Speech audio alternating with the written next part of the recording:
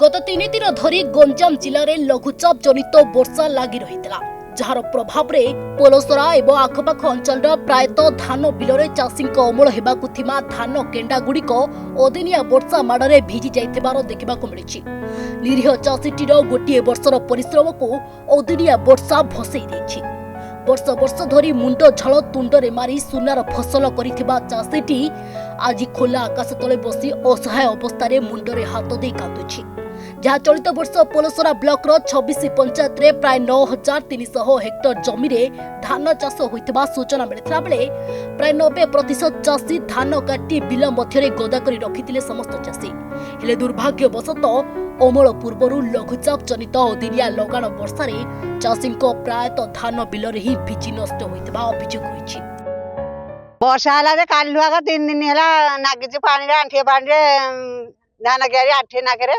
पानी अच्छी कि गज हम चारि कति माटी देकिरी पानी हाणिकी भुआऊँ सेना पकेला बेले आमर 10-15 खंड जमी तो चाष कर जमी ए नष्ट वर्ष जाक आम पेज पानी नगेकी कलु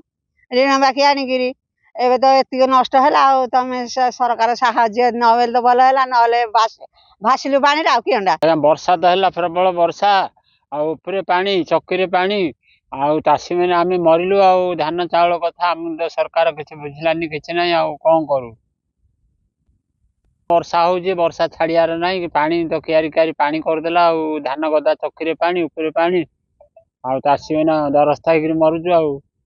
15-20 भण ह चाष कर 8-10 भण ह बिल पानी बुड़िक